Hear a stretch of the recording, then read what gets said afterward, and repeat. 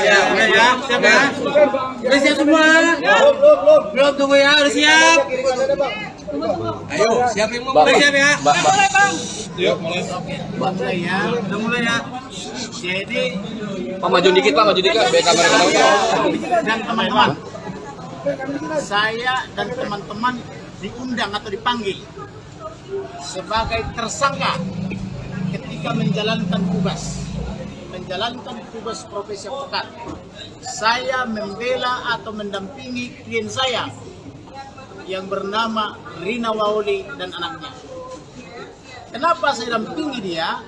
Karena dia korban KDRT, melapor ke Mabes Polri tidak terbukti, berkali-kali melapor, sehingga saya bela dia di pengadilan tinggi sampai ke Mahkamah Agung. Sampai sekarang belum keluar putusan Mahkamah Agung. 2 tahun yang lalu. Sampai sekarang. Kemudian saya bela dia antara lain karena kasus seperti ini.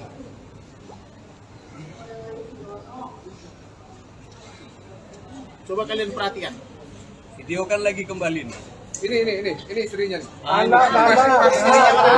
Bisa, belum ada putusan inkrah. Ibu Rina satu aja ngomong. Putus kalau sudah inkrah.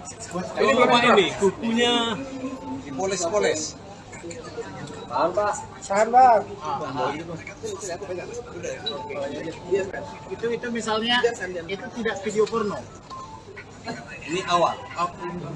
Kemudian silakan Ibu Rina dijelaskan apa yang menjadi penjelasannya. Silakan. Geser Bu, sana Bu. Keras Bu. Mengambil suara ibu itu. Agak teriak nggak Selamat apa-apa Bu. siang semua teman-teman media. Terima kasih sudah hadir, sudah mendukung kami, mendukung saya, mendukung abang yang baik ini yang sudah menolong saya selama ini.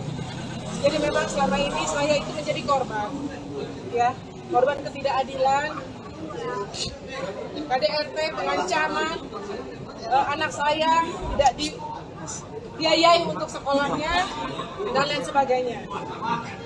Saya hidup dalam ketakutan selama bertahun-tahun.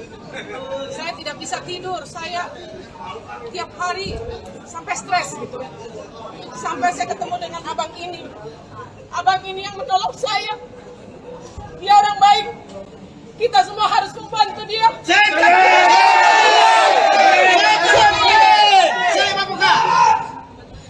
Yang jahat itu suami saya.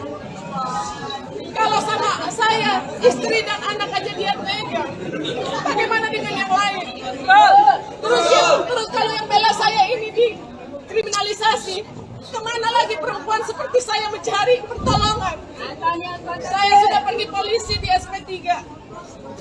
Saya minta bantuan hukum, beliau jadi tersangka. Bagaimana kalau ada KDRT, perempuan dibunuh, anak-anak dilakukan pelantarkan, diadakan kekerasan. Kemana kita harus pergi? Buktikan revolusi mental. Jadi saya mohon untuk seluruh rakyat Indonesia, terutama ibu-ibu, para perempuan yang seperti saya. Masa depan kita ada di sini sekarang. Kita harus bangkit, kita harus bersatu hati demi kebaikan anak-anak kita nanti, anak-anak perempuan. Supaya di negara ini perempuan dan anak-anak memperoleh hak yang sama secara diskriminasi terhadap perempuan. Tidak bisa didiskriminasi. Karena sampai di pengadilan pun, waktu di pengadilan negeri, keputusannya sangat merugikan perempuan dan anak-anak. Oleh karena itu saya tidak terima. Abang ini yang bantu saya pada saat proses banding dan kasasi yang sampai hari ini belum inkrah. Apa yang disampaikan abang itu bukan hoax. Jadi apa yang disampaikan abang itu Semuanya. adalah semuanya bukti-bukti yang saya berikan kepada beliau untuk keperluan membela saya.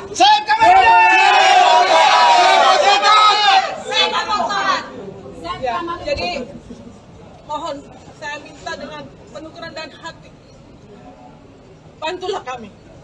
Bantulah para advokat yang baik hati ini, orang-orang baik yang masih ada di negeri ini. Bantulah kami. Terima kasih.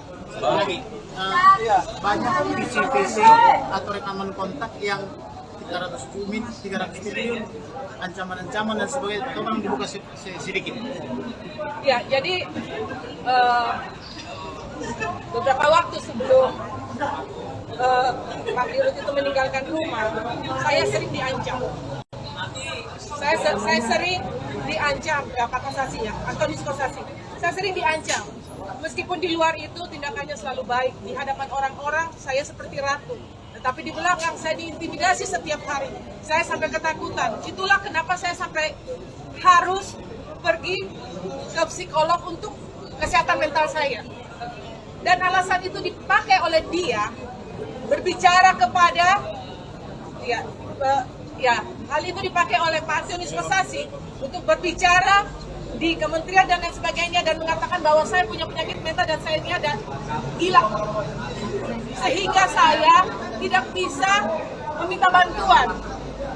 Tapi saya mau tekankan pada siang hari ini saya sehat, saya tidak gila, saya baik-baik saja. Oleh karena itu, karena saya ketakutan, saya mulai merekam apa ancaman-ancaman beliau itu. Karena dia selalu mengancam selain saya, mengancam juga anak saya, keluarga besar saya. Nah, bukti-bukti itu sudah saya berikan semua pada kuasa hukum saya. Apakah ibu ada apa namanya draft pernikahan palsu pernikahan? Ya, waktu itu saya sempat dipaksa untuk mendatangani satu kesepakatan yang katanya adalah perceraian bawah tangan dengan catatan supaya bisa mengamankan sejumlah uang. Yang waktu itu saya tolak. Oke. Apakah ibu dijanjikan uang setelah bercerai? Waktu di voice note itu dia berjanji, tapi sampai hari ini. Jadi ibu Rina ini adalah satu-satunya perempuan yang menolak uang berkoper-koper yang diberikan oleh suaminya, tapi pakai tanda tangan di bawah tangan. Uang itu harus diterima. Itu adalah ada bagiannya di sana. Itu adalah uang yang jauh lebih besar jumlahnya dari gajinya. Dan ini perempuan yang tidak menerima dan tidak mau menerima uang berkoper-koper itu. Apakah uang 200 juta per hari di rumah sakit ada? Ya, itu memang ada, kita temukan catatan perbankan yang membuktikan bahwa pengeluaran Pak Kosasi ini luar biasa di kartu kredit. Berapa rupiah? Ada yang sampai mencapai 200 juta. Oke. Apakah ada di Apurpa Hotel 300 juta per hari? Ada menginap di Apurpa Bali. Apurpa Bali ya. Jadi begitulah kira-kira gambarannya. Siapa ini Antonius Kosasi, biar dihabisi. Hari ini harus dihabisi dia, harus tamat karirnya. Kalau tidak, Menteri BUMN mencalonkan Wapres. Supaya kalian tahu, dia harus tanggung jawab tentang ini dan harus diberhentikan. Karena sesuatu selama ini tidak pernah dijawab. Silakan.